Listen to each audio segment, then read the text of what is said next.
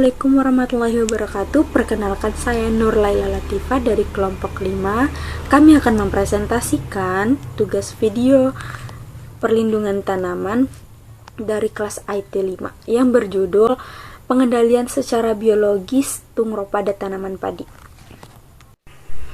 Pertama-tama, marilah kita panjatkan puji dan syukur kita terhadap Tuhan Yang Maha Esa sehingga kami sekelompok dapat menyelesaikan tugas perlindungan tanaman ini. Yang saya hormati Ibu Novi Pramasari Putri, SPMSC selaku dosen pengampu, dan tidak berlama-lama saya akan mengenalkan teman-teman sekelompok saya. Yang pertama, Hapsah Hayani Huta Barat, yang kedua Ivan Tomu Pandapotan Saragi, yang ketiga Muhammad Arif Hidayat, yang keempat Muhammad Rizky Yuda Pratama, yang kelima saya sendiri sebagai moderator, yang keenam Nahtadia, yang ketujuh Seli Kumala, yang kedelapan Yogi Januar Adahari, yang kesembilan Wahyu Rizkyanto, dan yang terakhir Yusuf Gunawan. Oke, untuk tidak berlama-lama saya akan menjelaskan apa sih penyakit tungro itu. Penyakit tungro itu adalah penyakit yang sangat penting bagi tanaman padi yang merusak tanaman padi melalui hama wereng hijau sebagai vektornya. Penyakit ini disebabkan oleh dua virus. Yang pertama, virus batang tungro padi atau disebut rice tungro bacilliform virus atau RTBV. Yang kedua, virus berbentuk bulat atau virus bulat tungro padi rice tungro spiritual virus atau RTSV. Ini adalah gambar tanaman padi yang belum terserang penyakit tungro dan yang sudah terserang penyakit tungro. Yang sudah terserang penyakit tungro berwarna kuning kecoklat-coklatan dan merusak semua tanaman padi yang ada di sekitarnya.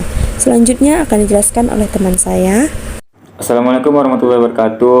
Baiklah, saya di sini akan melanjutkan presentasi dari teman saya. Sebelumnya saya ingin memperkenalkan diri. Nama saya Muhammad Rizky Yuda Pratama.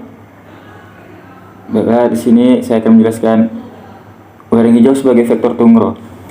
Penularan virus tungro dapat terjadi apabila vektor memperoleh virus setelah menghisap tanaman yang terinfeksi virus, kemudian berpindah dan menghisap tanaman sehat tanpa melalui periode laten dalam tubuh vektor. Sebagai pembawa virus penyebab penyakit tungro, keberadaan hama ini di lapangan tidak bisa diabaikan. Hal ini dikarenakan walaupun populasi kutu hijau di lapangan rendah, namun jika membawa virus penyebab penyakit tungro, maka kerusakan tanaman akan lebih tinggi. Tanaman yang terkena penyakit tungro dapat menyebabkan jumlah bibit dan padi berkurang, sehingga tanaman tidak dapat mencapai potensi produksi. Oleh karena itu, keberadaan kutu hijau di lapangan perlu dikendalikan agar kerusakan tanaman yang diakibatkan tidak menurunkan produksi tanaman. Baiklah, sekian dari presentasi saya. Mungkin akan dilanjutkan oleh teman saya. Baiklah, saya Ivan Tomu Pandapotan Saragi akan melanjutkan materi dari teman kami. Mengapa bisa terserang? Gejala apa saja yang timbul? Nah, gejala utama penyakit tungro terlihat pada perubahan warna daun, terutama pada daun muda berwarna kuning orange, dimulai dari ujung daun. Daun muda agak menggulung, jumlah anakan berkurang, tanaman kerdil dan pertumbuhan terhambat. Tanaman muda lebih rentan terinfeksi dibandingkan tanaman tua. Jika tanaman sampai berumur 2 bulan terhindar dari infeksi, penyakit tungro kurang berpengaruh terhadap kerusakan dan kehilangan hasil. Baiklah, gambar di bawah sudah jelas kita lihat. Gambar di bawah merupakan tanaman padi yang daunnya menguning dan terjadi perubahan disebabkan adanya virus tungro pada tanaman padi. Baiklah, materi selanjutnya akan disampaikan oleh teman saya. Terima kasih. Perkenalkan, nama saya Muhammad Arif Hidayat dengan NIM 2103100162. Baik, saya akan melanjutkan penjelasan materi yang sebelumnya dijelaskan oleh teman saya. Baik, kali ini kita masuk ke mekanisme dan cara pengendalian penyakit tungro pada tanaman padi. Pengendalian vektor wereng hijau dapat dilakukan dengan penggunaan perangkap serangga ataupun penanaman tanaman relugia atau bunga penarik serangga predator. Dan penggunaan pestisida adalah solusi akhir dari tindakan pengendalian sanitasi lahan. Juga penting dilakukan Mengingat virus ini mampu bertahan pada beberapa jenis rumput sebagai inang alternatif. Baik, itu saja yang dapat saya sampaikan. Mungkin akan dilanjutkan oleh teman saya. Saya akan melanjutkan materi selanjutnya, yaitu tentang beberapa teknologi pengendalian tungro yang dianjurkan, yaitu 1. Pola tanam serempak. Pola tanam serempak akan memutus siklus hidup vektor dan dapat memperpendek waktu keberadaan sumber intikulum. Untuk mengurangi serangan penyakit tungro, dianjurkan tanaman serempak minimal pada luasan 40 hektar. Yang kedua, waktu tanam tepat. Tanam pada saat yang tepat dimaksudkan agar supaya pada saat fase pertumbuhan tanaman padi pekat terhindar dari serangan penyakit tungro. Baik, akan dilanjutkan oleh teman saya. Baik, saya akan melanjutkan materi penjelasan dari teman saya sebelumnya. Perkenalkan, nama saya Yogi Jen Waradari. Selanjutnya yang ketiga yaitu penggunaan varietas tahan. Penggunaan varietas tahan merupakan salah satu komponen dalam pengendalian hama terpadu atau PHT karena mampu menurunkan populasi hama dengan cepat. Para pemulia tanaman dituntut untuk menciptakan lebih banyak varietas tahan seiring meningkatnya permintaan dan permasalahan pertanian. Penggunaan varietas tahan artinya mampu mempertahankan diri dari infeksi virus dan atau penularan virus oleh wereng hijau. Menurut Painter 1951, terdapat 3 mekanisme resistensi tanaman terhadap serangan hama, yaitu 1. Ketidaksukaan, 2. Antibiotis, dan yang ketiga toleran. Non-preference merupakan sifat tanaman yang menyebabkan suatu serangga menjauhi atau tidak menyenangi suatu tanaman, baik sebagai pakan atau sebagai tempat peletakan telur. Baiklah, mungkin sekian dari saya. Selanjutnya akan disampaikan oleh rekan saya. Perkenalkan, nama saya Yusuf Gunawan dari kelas IT 5 Perlindungan Tanaman dengan NIM 2103-10152. Saya akan melanjutkan presentasi dari teman saya. Baik, langsung saja. Yang keempat yaitu sumber inokulum. Sumber inokulum merupakan salah satu faktor utama penyebab terjadinya penyakit tungro. Virus tungro mampu bertahan pada tanaman inang turiang, gulma, dan beberapa jenis padi liar.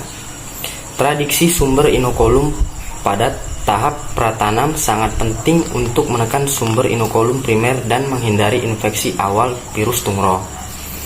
Oleh karena itu, sangat tidak bijaksana apabila turiang dari sisa-sisa tanaman terserang dibiarkan dalam waktu lama karena akan menjadi sumber penularan pada pratanam berikutnya, terutama pola tanam tidak serempak. Terima kasih, sekian dari saya. Terima kasih, saya akan melanjutkan materi berikutnya. Yang kelima ada tanam jajar lugawa. Tanaman ini menyebabkan kondisi iklim mikro di bawah kanopi tanaman kurang mendukung perkembangan patogen. Pada tanaman jajar lugawa, wereng hijau kurang aktif berpindah antara rumput sehingga penularan dan penyebaran virus tungro terbatas.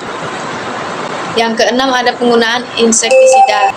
Penggunaan insektisida ini dalam pengendalian tungro bertujuan untuk eradikasi faktor dan pratanaman yang terserang tungro agar tidak menyebabkan ke pertanaman lain dan mencegah terjadinya infeksi pada virus dan pertanaman yang sehat. Terima kasih, saya akan kembalikan ke pemateri berikutnya. Baiklah, saya akan menjelaskan materi yang sebelumnya sudah dibaca oleh teman saya, yaitu materi beberapa jenis musuh alami hama padi dan wereng hijau. Yang pertama ada laba-laba serigala atau Lycosa pseudoannullata. Laba-laba ini aktif mencari dan mengejar mangsanya. Kemampuan mangsanya tinggi, antara lain tergantung dari ukuran mangsa dan keaktifan dari mangsa. Laba-laba betina dan jantan dapat dibedakan dengan melihat palpus yang menyerupai sarung tinju di kedua samping kepala yang hanya dijumpai pada jenis betina. Yang kedua ada laba-laba bermata jalang atau Oxyophes javanus. Laba-laba ini merupakan laba-laba yang aktif mengejar mangsanya. Jenis panggung, wereng zigzag, kecepatan padi, hama putih, dan hama putih palsu. Yang ketiga, laba-laba berahang 4 atau Tetracnata spp. Ciri-ciri laba-laba ini adalah panjang tubuhnya 10-25 mm. Memiliki rahang, tungkai-tungkainya panjang dan dalam keadaan diam atau beristirahat, sering terjulur dalam satu garis. Rentang hidupnya 150 hari dan jumlah telurnya yang dihasilkan 120 butir betina. Kebiasaan hidupnya adalah berada pada daun di mana laba-laba tersebut membentuk sarangnya. Laba-laba ini tidak begitu aktif menyerang mangsanya. Materi selanjutnya akan disampaikan oleh Saya akan melanjutkan materi dari teman saya. Ada kumbang Staeplinea atau Padereus puscipes. Pemangsa ini aktif mencari mangsa pada malam hari dan dapat berenang di udara atau pada bagian tanaman. Jenis mangsanya adalah wereng coklat, wereng hijau, hama putih, wereng jikjak, wereng punggung putih, dan larva ulat bulu yang masih muda. Dan yang kelima, ada kumbang karabit atau Opionea nigropasciata. Predator ini memiliki ukuran panjang tubuh 8 mm dengan ciri-ciri tubuh mengkilat, kulit halus, kepala, dan perut bagian tengah berwarna hitam kebiru-biruan. Atau mulutnya bertipe mengunyah rentang, hidup 15, dan jumlah telur yang dihasilkan oleh seekor betina adalah 45 butir. Ini adalah gambar dari laba-laba serigala, laba-laba bermata jalang, laba-laba berahang 4, kumbang Staeplinea, dan kumbang karabit. Sekian dari presentasi kami. Maaf jika ada kesalahan kata atau salah pengucapan. Wabillahi taufik wal hidayah. Wassalamualaikum warahmatullahi wabarakatuh. Jangan lupa di like, komen, dan subscribe teman-teman.